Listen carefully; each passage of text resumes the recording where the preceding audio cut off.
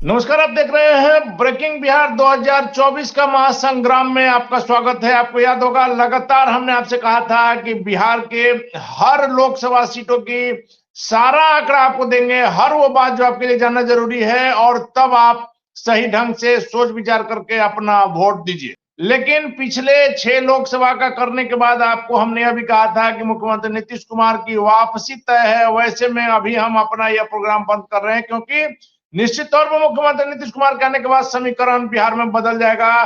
प्रधानमंत्री मोदी को अपनी गारंटी और अपने चेहरे पर भरोसा नहीं है। जो बीजेपी प्रधानमंत्री मोदी के चेहरे पर चुनाव लड़ती है, बिहार में उसे नीतीश कुमार की बैसाखी चाहिए, क्योंकि अगर 40 की 40 सीट लोकसभा की जीतनी है तो नीतीश कुमार का सहारा आपको लेना होगा। और वही हुआ, मुख्यमंत्री नीतीश कुमार एक बार फिर से आए हैं। वैसे में समीकरण बदल गया है, लेकिन कहा जा रहा है कि चिराग पासवान के लिए कुछ दिक्कतें हो गई है, क्योंकि मुख्यमंत्री नीतीश कुमार के खिलाफ भी चिराग पासवान का राजनीति था, और ऐसे में अब चिराग पासवान उन पर क्या कुछ कहेंगे। साथ ही साथ जो 6 सीटों को लेकर के चिराग पासवान कह रहे थे कि 6 लोकसभा की सीटें और 1 राज्यसभा की सीट लेंगे, वैसे में उस पर भी अब संदेह नजर आ रहा है। वैसे में हम बात करेंगे, हमारे साथ राजनीतिक विश्लेषक सुमन जी हैं नवादा सीट को लेकर के आज, क्योंकि नवादा सीट पर चिराग पासवान का दावा है। पिछली बार भी उन्हीं की पार्टी से चंदन सिंह, जो भी वर्तमान में एमपी हैं, जीते थे, लेकिन इस बार अब लोजपा अलग हो गई है। वो राष्ट्रीय लोक जनशक्ति पार्टी में चले गए हैं और चिराग पासवान लोजपा आर के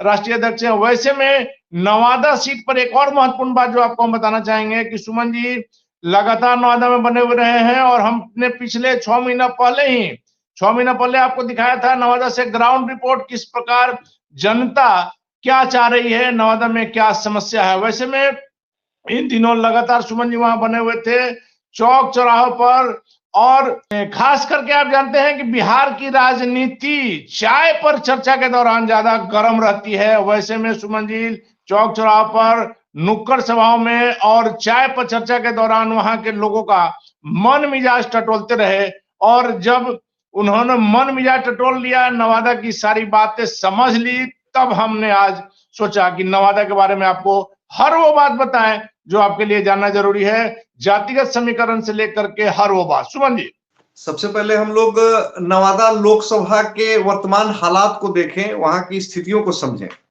वहां के जातिगत समीकरण को समझें। देखिए, अभी वर्तमान में जैसा कि आपने बताया कि वहां पर चंदन सिंह जो है लोजपा के सांसद हैं, पारस गुट के हैं, और उन्होंने राजवल्लभ यादव की पत्नी विभा देवी को हराया था, और तकरीबन 5 लाख वोट लाया था उन्होंने, और 1.5 लाख के आसपास वोट से उन्होंने विभा देवी को हराया था। देखिए, नवादा की जब चर्चा होती है तो वहां पर भूमिहार और यादव समुदाय की चर्चा किए बिना आप नवादा लोकसभा की चर्चा बिल्कुल नहीं कर सकते। नवादा लोकसभा का मैं जातिगत समीकरण पहले आपको कुछ पेश करना चाहता हूं। वहां पर लगभग कहा जाता है कि यादव का और भूमिहार का वोट लगभग बराबर है। ये करीबन 4 लाख के आसपास में इंडिविजुअल कास्ट का है वोट वहां पर। उसमें थोड़ा बहुत 19-20 अगर बात की जाए तो थोड़ा बहुत भूमिहार का वोट ज्यादा माना जाता है, लेकिन इसके साथ ही वहां पर मुसलमान वोट भी 2 लाख है, भी 2 लाख है, वैश्य समाज का वोट भी 1 लाख है, और अनुसूचित जाति का वोट भी 5 लाख के आसपास में है। और जैसा कि आपको पता होगा कि नवादा लोकसभा में करीबन 20 लाख वोटर हैं, लेकिन आप देखिए कि पिछले चुनाव में भी करीबन 9.5 लाख वोट ही पोल हुआ था, 48 पॉइंट कुछ करके वोट पोल हुआ था। आप मान सकते हैं कि इस बार के चुनाव में वो वोटों की संख्या भी आपको 50,000 से 1 लाख बढ़ सकती है। लेकिन नवादा का जो इतिहास रहा है, आप देखेंगे कि जब 2009 में नया परिसीमन हुआ, उसके पहले नवादा लोकसभा एक सुरक्षित क्षेत्र के तौर पे जाना जाता था। 2009 में सर्वप्रथम यहां से बीजेपी के भोला प्रसाद सिंह ने विजय श्री प्राप्त किया था।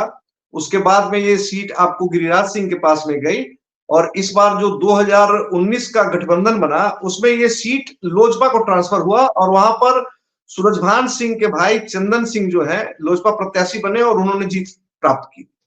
देखिए, जब हम भूमिहारों की चर्चा करते हैं, भाजपा की चर्चा करते हैं, तो साथ ही साथ नवादा लोकसभा में जब भी आप चर्चा करते हैं तो उसका राजवल्लभ यादव की चर्चा के बिना नवादा लोकसभा की चर्चा नहीं हो सकती। राजवल्लभ यादव काफी मजबूत है वहां। जी बिल्कुल, उन्होंने पिछले चुनाव में एमएलसी में दिखा भी दिया, निर्दलीय अपने भतीजे को जिता दिया था। तो इन तीनों चुनाव में आप देखेंगे कि नवादा से राजवल्लभ यादव या उनकी पत्नी ने ही चुनाव लड़ा, चाहे वो इंडिपेंडेंट ही क्यों नहीं, एक बार उनको लड़ना पड़ा। तो सबसे बड़ी बात ये हो जा रही है। इसके बाद में आप देखेंगे कि 1996, चूंकि पहले तो लगभग बिहार की सारी लोकसभा सीटों पर कांग्रेस का ही कब्जा था, इसलिए हम बहुत पुरानी बात नहीं करें, हम नई बातें करेंगे। 1996 में पहली बार बीजेपी का वहां खाता खुला था। 1996 से लेकर अभी तक जो 7 लोकसभा चुनाव हुए हैं, उसमें 1998 और 2004 के चुनाव में आरजेडी प्रत्याशी जीते हैं। इसके अलावा 5 लोकसभा चुनाव में 4 बार बीजेपी जीती है और 1 बार लोजपा जीता है, यानी कि एनडीए गठबंधन 5 बार जीता है और आरजेडी को 2 बार जीत प्राप्त हुई। जी, तो इसके बाद में अभी देखिए वर्तमान जो राजनीतिक हालात बना हुआ है, आप सभी लोगों को पता होगा कि राज्यसभा सांसद अखिलेश सिंह, आप जान रहे हैं कि उनका टर्म खत्म हो रहा है और जिस प्रकार का सिनेरियो दिख रहा है, लगता नहीं है कि उनको रिपीट किया जाएगा। नवादा लोकसभा का कुछ बहुत अलग गणित भी है, सामने आ रहा है कि 1980 और 84 में आपको वहां से कांग्रेस के कुंवर राम ने ये लगातार प्राप्त किया था। इसके अलावा नवादा लोकसभा से कोई भी व्यक्ति लगातार दूसरी बार जीता ही नहीं। तो अगर उस सीन के हिसाब से देखते हैं तो चंदन सिंह की सदस्यता पर थोड़ा खतरा महसूस होता है। अब रहा सवाल अखिलेश सिंह का, मैंने बात किया तो अखिलेश कांग्रेस के कद्दावर नेता हैं, लालू यादव के पुराने सहयोगी रहे हैं, या ये कह सकते हैं कि लालू यादव की पाठशाला से पढ़कर निकले। जी। कांग्रेस ने जो कुछ लोकसभा सीटों की डिमांड महागठबंधन यानी इंडिया गठबंधन से किया था, हालांकि इंडिया गठबंधन तो पूरा बन नहीं पाया, उसमें एक सीट नवादा लोकसभा की भी चर्चा थी। तो माना जाए कि इंडिया गठबंधन से या आप महागठबंधन जो भी कहें उससे अखिलेश सिंह हो सकते हैं वहां के दावेदार। मेरा स्पष्ट मानना है, मैंने नवादा के बहुत सारे विधानसभा क्षेत्रों में भ्रमण किया और मैंने ये महसूस किया कि अगर एनडीए को हराना है तो महागठबंधन को भूमिहार वोटों में बिखराव करना ही होगा और भूमिहार में भी कद्दावर नेता को लाना होगा। कद्दावर को, अच्छा आप एक बात समझिए, देखिए यादव वोट बैंक और मुस्लिम वोट बैंक चट्टानी एकता के साथ लालू यादव के साथ है, इसमें कहीं कोई भी दो नहीं। और नीतीश कुमार के पलटी मारने के बाद एक बार फिर से यादव वोट लालू प्रसाद यादव के साथ सट गया। सबसे बड़ी बात है कि काफी एग्रेसिव हो गया है वो वोटर, उसको लग रहा है नीतीश कुमार जो बार बार अदल बदल कर रहे हैं, इससे देखिए दिमाग पर लोगों के असर पड़ता है, लगता है कि ये आदमी बार बार हम लोगों को चीट कर रहा है, तो इस आदमी को, और इसको लेकर के हम जहां तक समझ रहे हैं कि भारतीय जनता पार्टी की भी छवि खराब हो रही है। हाँ जी, बिल्कुल बिल्कुल। नीतीश कुमार तो जब जिसको चाह रहे हैं इस्तेमाल कर ही ले रहे हैं, और इसमें भाजपा हो आरजेडी हो, दोनों की गलती है या राजनीतिक मजबूरी है, ये तो जनता डिसाइड करेगी, ये हम आप डिसाइड नहीं कर सकते। क्योंकि जहां मंच से प्रधानमंत्री ने, गृह मंत्री ने घोषणा किया कि इनके लिए दरवाजा बंद है, वैसे में फिर से लेना, जनता भी समझ नहीं पा रही है कि कब क्या हो रहा है, गठबंधन चेंज हो रहा है, मुख्यमंत्री नीतीश कुमार ही रह रहे हैं। मैं यही कहना चाह रहा था कि नवादा लोकसभा में आप जाएंगे, आपको पता चलेगा कि स्थानीय सांसद के प्रति भी असंतोष है और चंदन सिंह के प्रति असंतोष है। तो एनडीए से कौन से हो सकते हैं, क्योंकि कहा जा रहा है कि एनडीए में चिराग पासवान लगातार प्रयासरत हैं, नवादा उनकी इच्छा बनी, जिस प्रकार से हाजीपुर को लेकर के चिराग पासवान एकदम हट किए हुए हैं, वैसे ही नवादा, वैशाली, इन तमाम सीटों पर चिराग पासवान की नजर है और उनकी जीती हुई सीट है, तो उनका दावा भी ज्यादा बनता है। देखिए उसके पहले मैं एक लाइन और बोलना चाहूंगा महागठबंधन के विषय में, कि अगर महागठबंधन किसी भूमिहार प्रत्याशी को जो कद्दावर नेता हो उसको उतारता है, साथ ही साथ राजवल्लभ यादव को मनाना होगा। आप इस बार मान जाओ, निर्दलीय नहीं खड़ा हो जाओ, नहीं, क्योंकि अगर राजवल्लभ यादव ने अपनी पत्नी को खड़ा कर दिया या खुद खड़े हो गए तो एनडीए को समझिए कि वो मुफ्त में वो सीट प्राप्त हो जाएगी। राजवल्लभ यादव को मनाकर अगर महागठबंधन किसी भूमिहार प्रत्याशी को उतारता है तो वो सीट वो जीत सकता है। अब रहा सवाल आपका, माना जाए ना कि नवादा में राजवल्लभ यादव की पकड़ बहुत जबरदस्त है। बिल्कुल बिल्कुल, राजवल्लभ यादव वहां काफी मजबूत नेता के तौर पर जाने जाते हैं और उनको किसी भी तरीके से इग्नोर नहीं किया जा सकता है। रहा सवाल अब आपने वैसे में अगर महागठबंधन अखिलेश सिंह को भी देता है तो राजवल्लभ यादव को मनाना होगा, कहीं दूसरे जगह एडजस्ट करने की उनको बात बतानी होगी, ताकि राजवल्लभ यादव का सपोर्ट पूरी तरह से महागठबंधन के प्रत्याशी को मिले, तब जीत हो सकती। जी हाँ, तब संभावना बनती दिखती है एनडीए लेकिन एक और बात इसमें आ रही है कि एनडीए के प्रत्याशी के बारे में कहा जा रहा है कि एनडीए से चाहे चिराग पासवान के कैंडिडेट खड़े हो या भारतीय जनता पार्टी के हो या रालोसपा के हो, अगर सिंबल एनडीए का मिल रहा है तो जीत बताया जा रहा है कि करीब करीब तय है। देखिए, पिछले 3 रिकॉर्ड को आप देख रहे हैं, जैसे कि पिछली बार चंदन सिंह ही 1.5 लाख वोट से जीते थे, तो गिरिराज सिंह भी 1,40,000 वोट से जीते थे, भोला बाबू भी 35 वोट से जीते थे। एनडीए का पक्ष तो मजबूत दिख रहा है, क्योंकि पिछले जब से परिसीमन हुआ है तब से वो 3-0 का लीड लिए हुए है। इस बार अगर लोजपा, भाजपा या रालोसपा, इन तीनों में से किसी भी के प्रत्याशी को उतारना होगा, तो सबसे बड़ी बात तो है कि लोग उतारेंगे किसको। सबसे बड़ा सवाल है कि उतारेंगे किसको। चंदन सिंह जो सूरजभान सिंह के छोटे भाई हैं, सूरजभान सिंह का ताकत आप समझ सकते हैं कि मुंगेर लोकसभा, बेगूसराय और नवादा ये भूमिहार बाहुल क्षेत्र है, और सूरजभान सिंह सूरजभान सिंह का दबदबा। जी, अगर आप उनके भाई को इग्नोर करते हैं, यानी उनको इग्नोर करते हैं तो खामियाजा एनडीए गठबंधन को उठाना पड़ सकता है।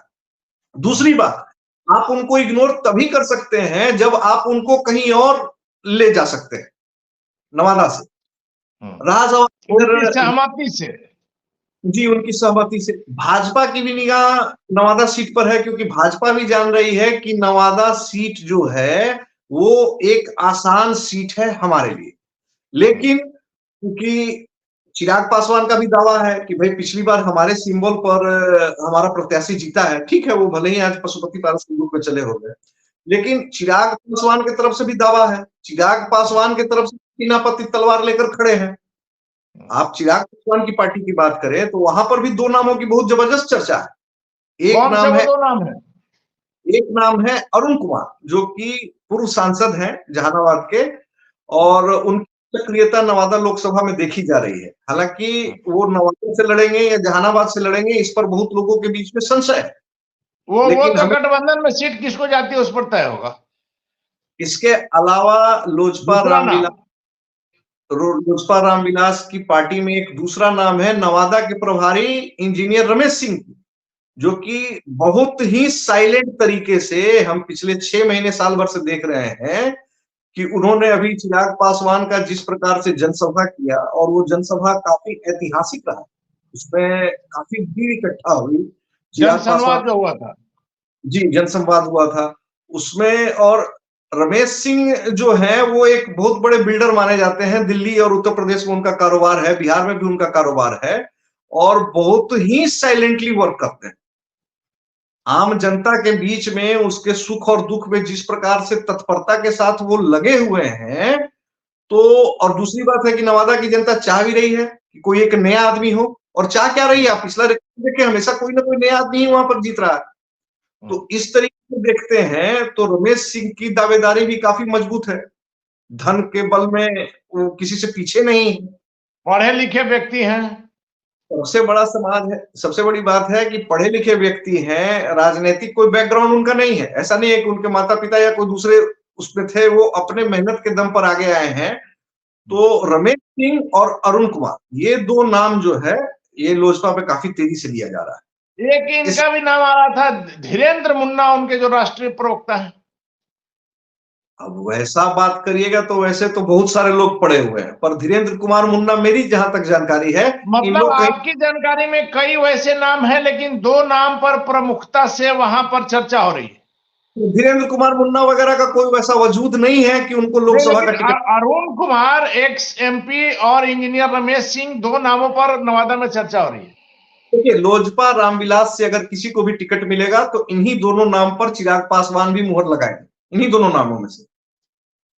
जी, इन्हीं दोनों नामों पर। जी, बिल्कुल बिल्कुल। क्योंकि आपको क्या लगता है अभी के जो समीकरण चेंज हुआ है, खास करके नीतीश कुमार के आने से, हम लगातार कर रहे हैं कि चिराग पासवान जहां 6 सीटों पर दावा कर रहे थे, लोकसभा की 6 और राज्यसभा की 1 सीटों पर, वैसे में मुख्यमंत्री नीतीश कुमार के आने से निश्चित तौर पर चिराग का दावा कमजोर तो हुआ है, इतनी सीटें शायद ही उन्हें मिल पाए।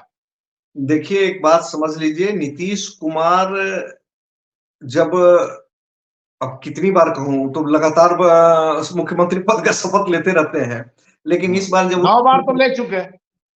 मुख्यमंत्री पद का शपथ लिया और चिराग पासवान जब उनके चरण स्पर्श करने गए, तो जिस प्रकार से उन्होंने चिराग पासवान को इग्नोर किया, अनदेखा किया, उसी से समझ में आ जा रहा है कहीं ना कहीं नीतीश कुमार ने चिराग पासवान के नाम की राजनीतिक सुपारी निकाल दी है, और वो चिराग पासवान को डैमेज करने का कोई भी मौका नहीं छोड़ेंगे।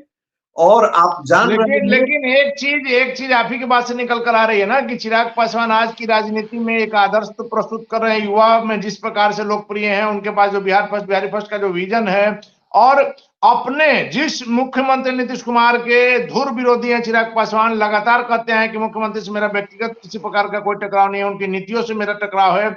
लेकिन जब भी सामने पड़ते हैं तो चिराग अपने, चूंकि उनके फादर के दोस्त हैं मुख्यमंत्री जी, इसलिए उनका चरण स्पर्श करना चिराग नहीं भूलते हैं, भले मुख्यमंत्री नीतीश कुमार उनको वो सम्मान दें या न दें। देखिए, राजनीति में चरण स्पर्श की कोई जगह नहीं है। राजनीति सिर्फ और सिर्फ आंकड़ों की बाजीगरी है। इन सब बातों से आम जनता को लुभाया जा सकता है, तपे तपाए नेताओं को लुभाया नहीं जा सकता है। अंदर की राजनीति बहुत गंदी है, जो दिखती नहीं है, इसको समझना होगा। और चरण स्पर्श कर लेने से आप कोई आदर्श प्रस्तुत नहीं कर पा रहे हैं, वो हम लोग अभी विषयांतर नहीं होते हैं। अपने से बड़े हैं अगर राजनीति में, तो उनका चरण स्पर्श करना तो ये तो अच्छी बात। वो एक अलग विषय है ना, लेकिन यहाँ बात चुनाव की हो रही है, यहाँ चुनाव की बात हो रही है। इस प्रकार से पिछली बार चिराग पासवान के कारण नीतीश कुमार तीसरे दर्जे की पार्टी, तीसरे नंबर की पार्टी बन गए हैं। उस पीड़ा को, उस घाव को वो कभी नहीं भूलने वाले हैं। और उस घाव, नीतीश कुमार जो करते हैं, जिससे भी दुश्मनी करते हैं, वो बोलते नहीं है, वो चुपचाप कर देते हैं। क्योंकि मुख्यमंत्री जी का नजर आता है रिजल्ट, बोलते नहीं है, तैयारियां उनकी नजर नहीं आती, सीधा रिजल्ट नजर आता है। बात ये भी, चिराग पासवान अभी जब तक नीतीश कुमार नहीं आए थे, चिराग पासवान के चाचा पशुपति पारस बहुत कमजोर दिख रहे थे। लेकिन नीतीश कुमार की एनडीए गठबंधन में वापसी हुई है, आप देखिए पशुपति पारस का बॉडी लैंग्वेज, उनके नेताओं की और कार्यकर्ताओं की बात को सुनिए आप, उन लोगों को यह एहसास हो। लेकिन वो तो नजर आ रहा है, हमने देखा लगातार। अभी राजापाकर में ऑफिस खुला है उनका, आज भी उनका हाजीपुर में मीटिंग था। लेकिन हम एक और सवाल जानना चाह रहे हैं कि आपने बताया जिस प्रकार से इंजीनियर रमेश सिंह और डॉक्टर अरुण कुमार और महागठबंधन से डॉक्टर अखिलेश सिंह, जो कि बिहार प्रदेश कांग्रेस के अध्यक्ष हैं, यदि महागठबंधन से अखिलेश सिंह जाते हैं तो मान लिया जाए कि चिराग पासवान को वो सीट मिल गई है, तो कौन उम्मीदवार सही तरीके से अखिलेश सिंह का मुकाबला करते हुए जीत करके यह सीट जो है एनडीए की झोली में डाल सकता है? देखिए, कई बार बड़ा नाम पीछे रह जाता है और नया नाम जो रहता है, जो जिसको लोग छोटा नाम समझते हैं, जिसके बारे में ज्यादा, देखिए आपकी चर्चा, आप पॉपुलर हैं तो आपका मेरिट और डिमेरिट ये दोनों जनता के सामने में आया हुआ है। अरुण कुमार के बारे में थोड़ा सा हमको निगेटिव फीडबैक यही मिला नवादा लोकसभा में, कि वो किसी के साथ ज्यादा दिन तक रह नहीं पाते हैं, उनके ट्रैक रिकॉर्ड की लोग बात करते हैं। तो खैर, ये तो राजनीति में तो दल बदल चलिए, तो होता है। आपका जवाब मिल गया, हमको आपका जवाब मिल गया। लेकिन सुमन जी, मेरा आखिरी सवाल है, चूंकि राजनीतिक रूप से इन दिनों आप काफी, मतलब राजनीति को बहुत नजदीक से देख रहे हैं, काफी आप सक्रिय बने हुए हैं, आपको क्या लगता है कि चिराग पासवान को कितनी सीटें मिल पाएंगी? देखिए, अगर चिराग पासवान को, हमको लगता है कि 3 सीट भी मिलेगा तो वो चुपचाप एनडीए गठबंधन में रहेंगे। और अगर उनके सम्मान के साथ खिलवाड़ होगा, उनको उपयुक्त सीट नहीं दिया जाएगा, तो जो ये चर्चा चल रही है कि तेजस्वी यादव से बंद कमरे में उनकी मुलाकात हो रही है, बात हो रही है, तो जिस प्रकार 2014 में अचानक से चिराग पासवान की पार्टी, रामविलास पासवान की पार्टी अचानक से नरेंद्र मोदी के साथ में आ गई, अगर इनको यथोचित सम्मान नहीं मिला, इनकी अनदेखी की गई, तो ये कहने में मुझे जरा सा भी संकोच नहीं है कि तब चिराग पासवान अपना पलड़ा बदल सकते हैं। चलिए, धन्यवाद इन तमाम जानकारियों के लिए। तो ये थे हमारे साथ सुमन जी, राजनीतिक विश्लेषक। आज हमने नवादा की वो सारी बातें आपको बताई जो आपके लिए जानना जरूरी है। निश्चित तौर पर नवादा जितनी आसानी से कहा जा रहा है उतना आसान नहीं है। यदि महागठबंधन किसी भूमिहार कैंडिडेट को वहां से सीट टिकट दे देता है और राजवल्लभ जो यादव जैसे कद्दावर नेता को मना लेता है अपने पक्ष के लिए, तो निश्चित तौर पर एनडीए के लिए राह आसान नहीं होगी। लेकिन चिराग पासवान की पार्टी के जिन दो नेताओं का जिक्र किया सुमन जी ने, लगातार नवादा में बने हुए हैं, वैसे में इनका जवाब आपने सुन लिया कि अगर यदि चिराग पासवान को एनडीए वो सीट देता है, नवादा की सीट देता है, तो एक संभावना बनती है कि चिराग पासवान फिर से यह सीट एनडीए की झोली में, प्रधानमंत्री मोदी की झोली में डाल सकते हैं। वैसे नवादा की लड़ाई भी जो है वो कांटों की टक्कर बताई जा रही है, वैसे में जो भी प्रत्याशी होंगे। लेकिन फिलहाल ये देखने वाली बात होगी कि किसको वह सीट मिलता है, एनडीए के कौन प्रत्याशी होते हैं और महागठबंधन के कौन प्रत्याशी होते हैं। फिलहाल बने रहे ब्रेकिंग व्याख्या।